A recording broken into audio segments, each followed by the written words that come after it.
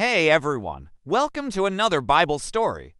Today we're going to look at the story of Joseph and his brothers.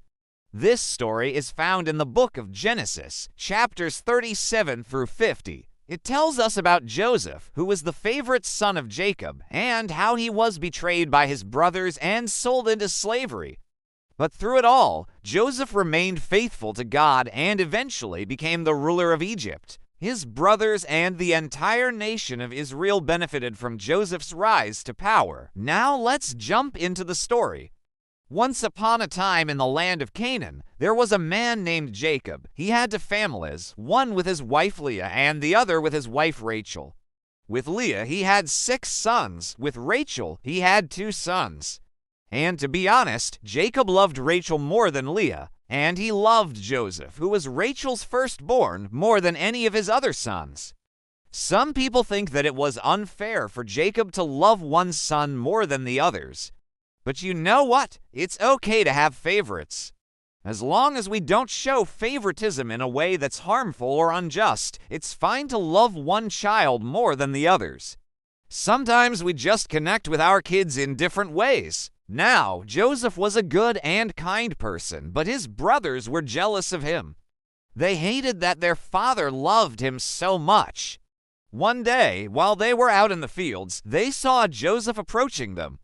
So they made a plan to get rid of him. They said, "Let's sell him to some traders and get some money for him." Joseph's brothers took him to a place where traders gathered and sold him to an Egyptian official named Potiphar for 20 pieces of silver.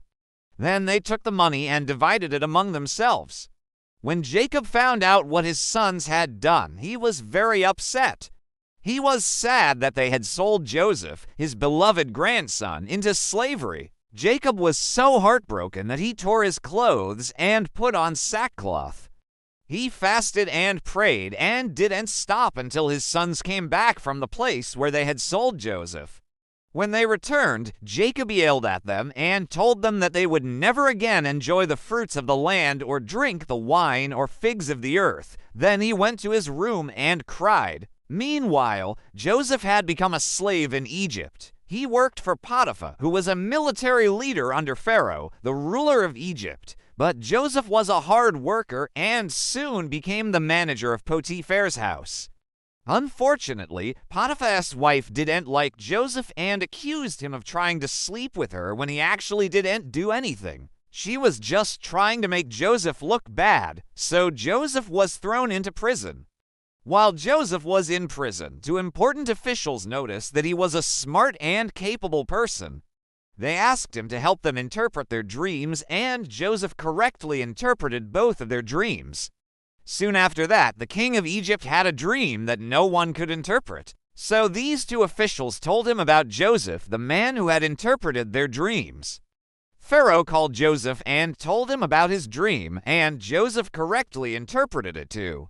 Impressed by Joseph's wisdom and abilities, Pharaoh made him the ruler of all of Egypt. Pharaoh gave Joseph a new name, Zaphton, meaning savior, because Joseph would become Israel's savior during the time of famine. Joseph's brothers didn't know that he was now in charge of Egypt. One day, they traveled to Egypt in search of food. They didn't know that Joseph was the official in charge of giving them food. Joseph recognized his brothers, but they didn't recognize him. He put them through some tests to see if they had changed.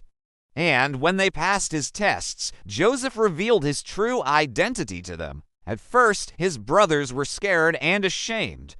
They were afraid that Joseph would be angry with them for selling him into slavery.